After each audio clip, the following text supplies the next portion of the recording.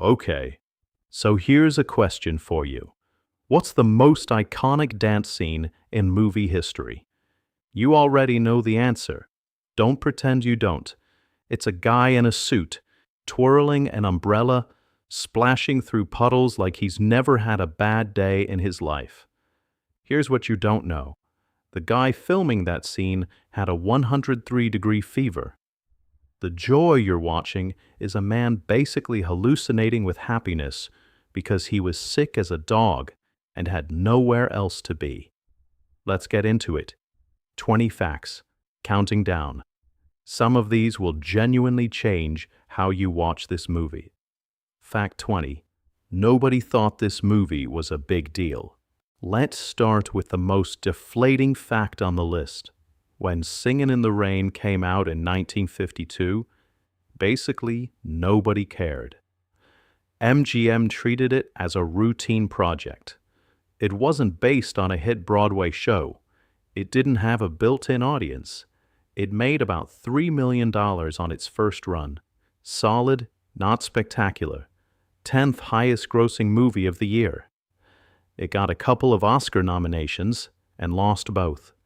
Then it just sat there for 35 years.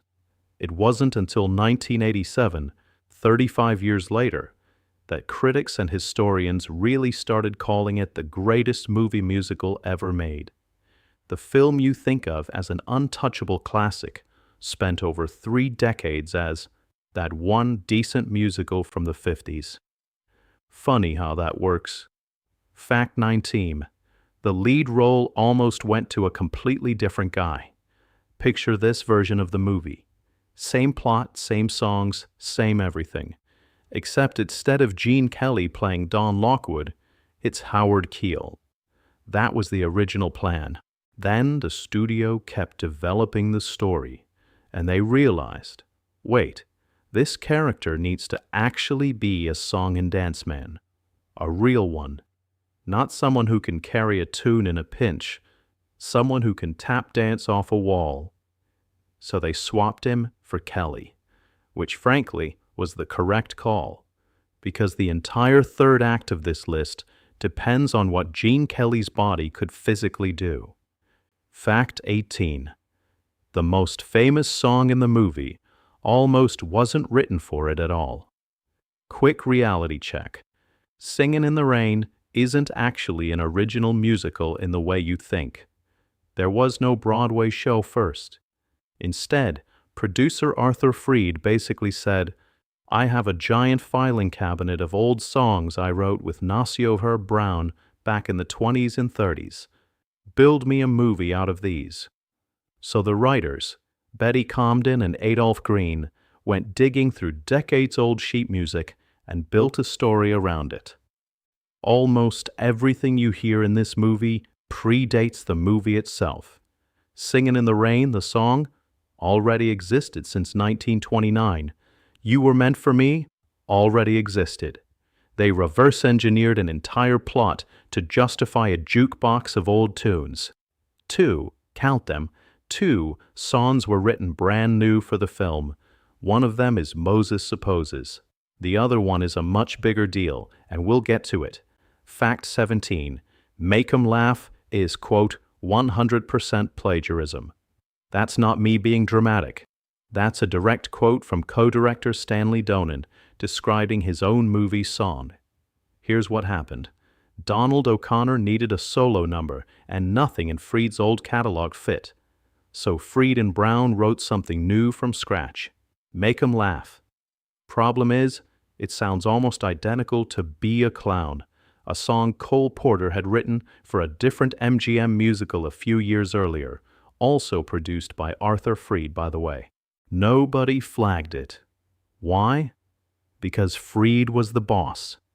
You don't walk into your producer's office and say, hey, I think you stole this. Cole Porter apparently never sued either, supposedly because Freed had done him a lot of career favors over the years, and he let it slide. So, the most physically demanding number in the whole film is, by the co-director's own admission, a knockoff. Fact 16. Debbie Reynolds had literally never danced before. Here's the part that should mess with your head a little. Debbie Reynolds, in Good Morning, keeps up step for step with Gene Kelly. Gene Kelly, one of the greatest dancers in film history, and with Donald O'Connor, who'd been dancing since before he could properly walk, because he was raised in a vaudeville family. She was 19. She had zero formal dance training. She was a gymnast. That's it. Kelly personally took her on and put her through 3 straight months of brutal training to get her ready. And it worked on screen. Off screen is a different story. We'll get there too. Fact 15. Kelly made her cry. Then Fred Astaire found her under a piano. Gene Kelly was, by basically everyone's account, a perfectionist and a hard taskmaster on set. At one point during Reynolds' training, he criticized her dancing, apparently not gently, and it got to her. She ended up crying, hiding under a piano on the soundstage. Fred Astaire happened to be at the studio that day. He found her there. Instead of just offering comfort, he did something better. He let her sit in and watch him rehearse, so she could see that even the greatest dancer alive struggled and repeated things over and over to get them right. It wasn't supposed to be easy for anyone, including him. Kelly himself later admitted he hadn't been kind to her, and said he was honestly surprised she was still willing to speak to him after all that. Fact 14. Good Morning took 15 hours to film. Her feet were bleeding by the end. The Good Morning number, the cheerful one with the raincoats and the couch and the 3 of them bouncing around the living room like nothing hurts, was shot from 8 in the morning until 11 at night. 15 hours. By the time they wrapped, Reynolds' feet were bleeding from the tap shoes. Years later, asked to compare the hardest thing she'd ever done in her life, she put it in the same sentence as childbirth. Not almost as hard as, the same sentence. That's the number you've watched 100 times, thinking it looks effortless and fun. Fact 13. Donald O'Connor smoked 4 packs a day and then did backflips off a wall. Make 'em Laugh is physically one of the most insane things ever put on film. O'Connor punches through walls, runs full speed up a vertical surface, and does a backflip off it, multiple times, in one take after another. Here's the thing. He was smoking 4 packs of cigarettes a day during filming. 4 packs, while performing a number that required Olympic-level cardio. The wall-running stunt scared him. He hadn't done anything like it since he was a kid doing vaudeville with his family. So they brought in his older brother with a safety harness so he could practice it until he trusted himself with it. They also slightly banked the walls to make the physics work in his favor. None of that stopped it from wrecking him. Bumps, knocks, carpet burns, and after filming wrapped, he ended up in a hospital bed for several days just to recover. Fact 12. The wall flip reshoot story is a myth. O'Connor said so himself. For years, the legend was that O'Connor performed the entire grueling Make 'em Laugh number, collapsed into bed for days recovering, only to be told there'd been a problem with the film, and he had to do the whole thing over again from scratch. It's a great story. It's also not true, and O'Connor personally debunked it in an interview with Roger Ebert. The real version is plenty rough enough without the embellishment. It was hard, it was physically punishing, and the cigarettes definitely weren't helping. But the had to redo the whole thing myth is just internet folklore that got repeated so many times, people assumed it was fact.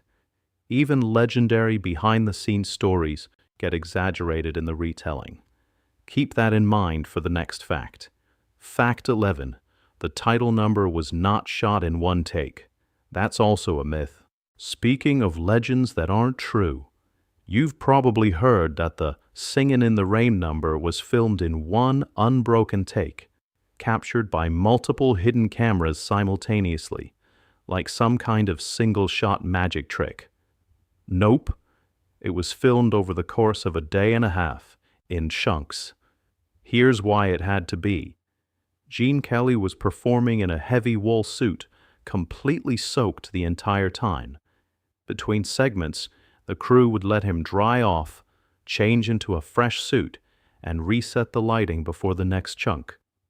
There was no version of this where you could just run the whole number start to finish in one continuous shot. It's a myth, repeated enough times that people now treat it as established trivia. It isn't. Fact 10. There wasn't milk in the water, but there might have been milk in the suit.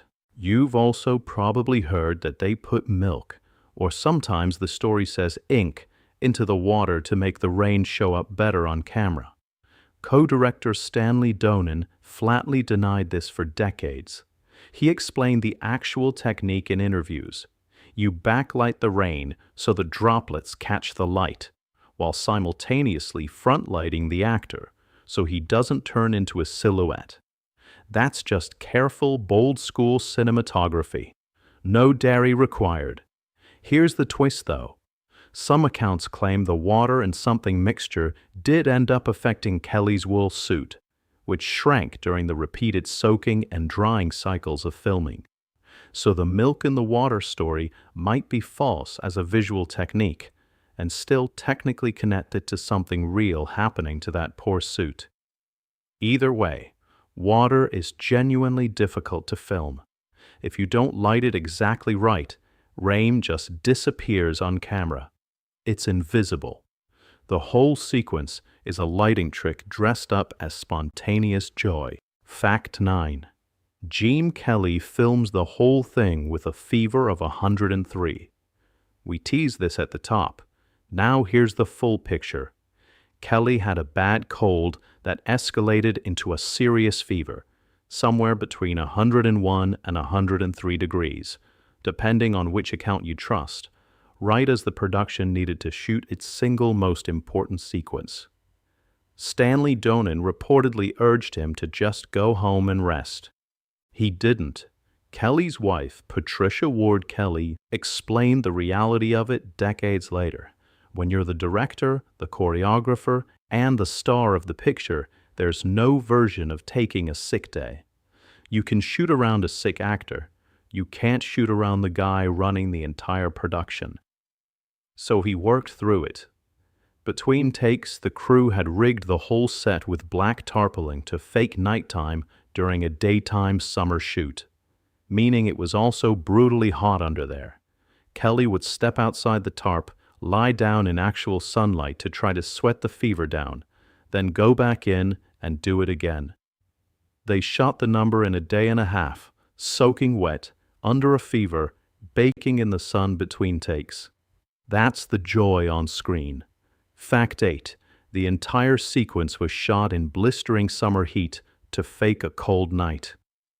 Here's a detail that makes the fever situation even worse. The Singin' in the Rain sequence is supposed to look like a quiet, rain-soaked night in the city. It was filmed outdoors on the studio lot during the height of summer. To make daylight look like nighttime, the crew stretched a massive black tarpaulin across the entire filming area, blocking out the sun. Which sounds smart, until you remember it's summer, and now you've created an airtight black tent over an outdoor set. The heat trapped underneath that tarp was suffocating. So Kelly wasn't just sick.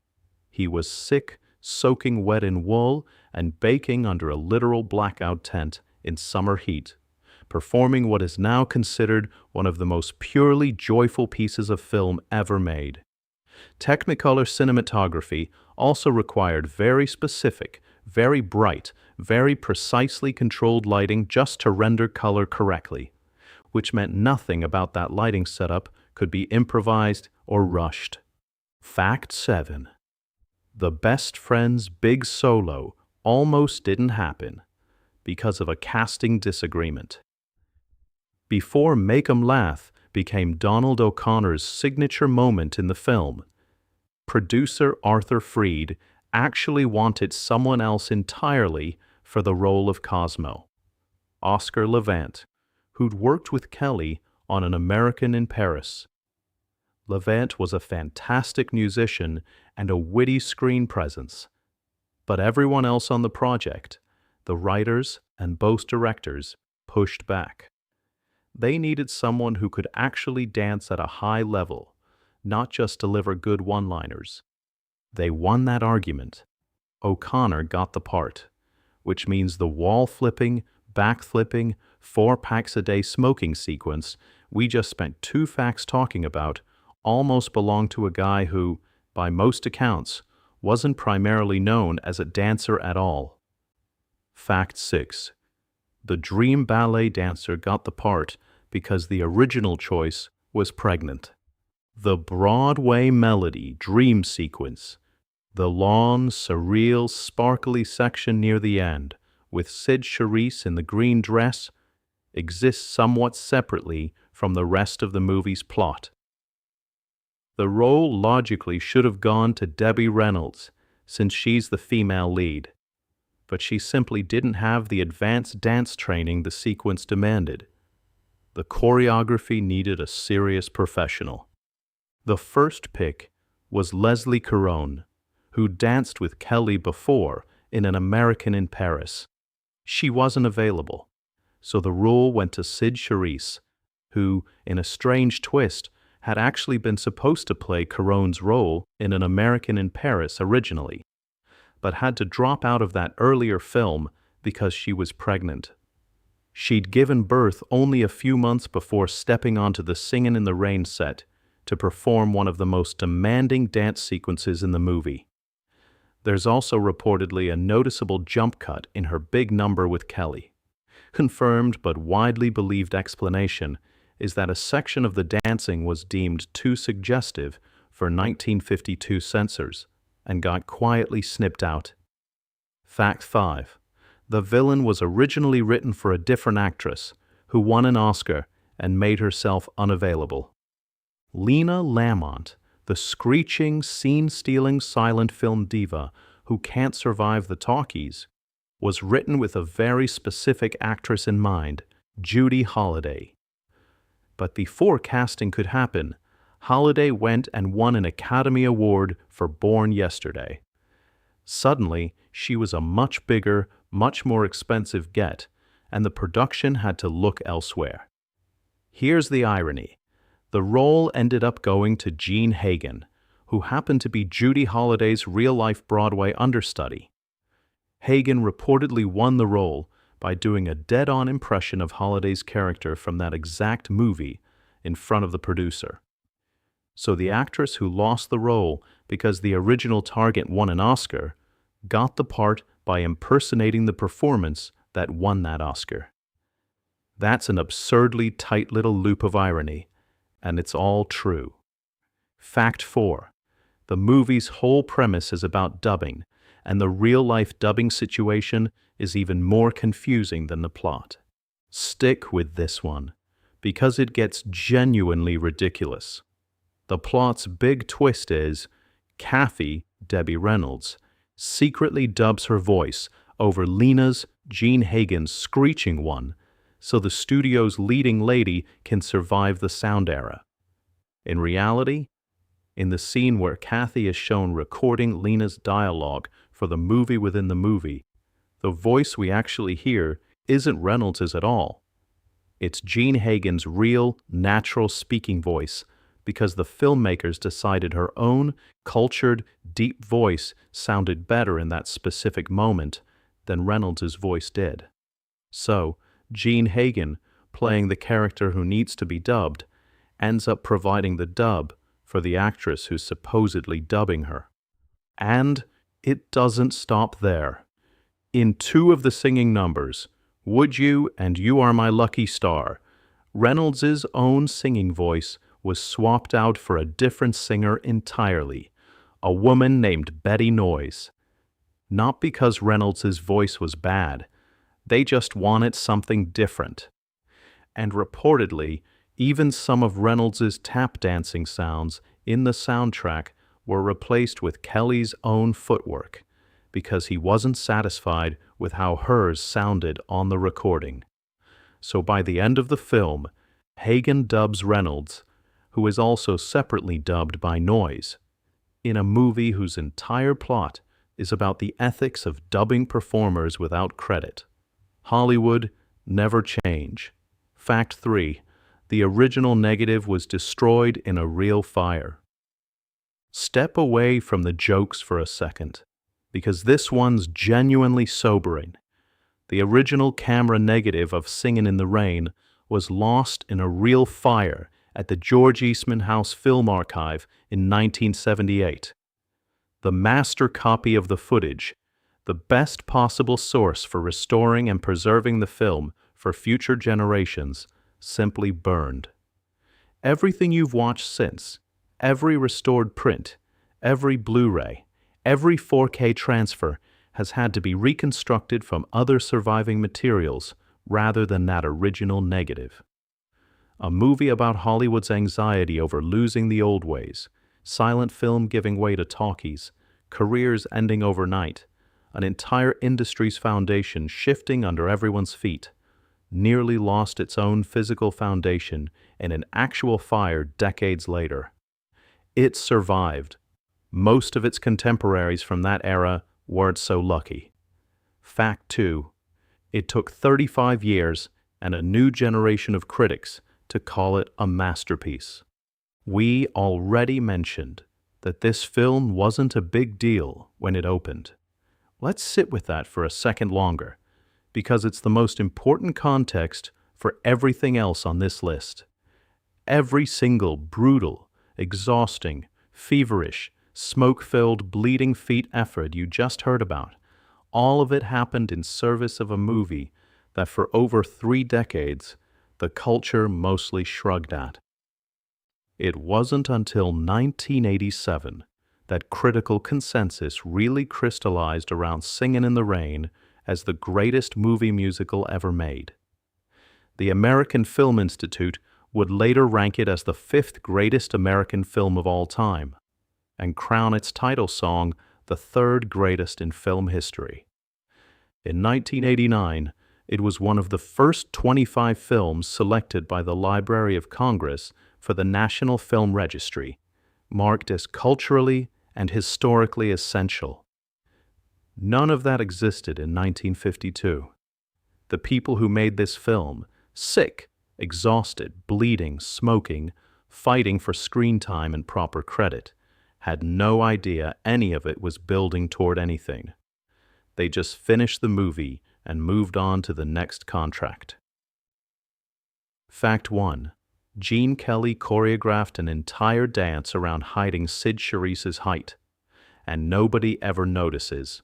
Here's the fact that should change how you watch this movie forever, because it's hiding in plain sight in nearly every scene, and almost nobody clocks it. Sid Charisse, in heels, which she wears for her big dream ballet sequence, was taller than Gene Kelly. Not dramatically, but enough that it would have been visually obvious in a standard 2-shot, with both performers standing flat-footed and upright next to each other. Kelly, who was choreographing the entire sequence himself, solved the problem the only way a perfectionist dancer-director could. He built the height difference directly into the choreography.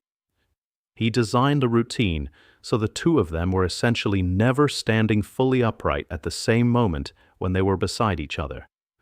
One of them is always leaning in, bending away, dipping toward the floor, curving into the other. Constant motion, constant asymmetry by design. Watch it again with that in mind.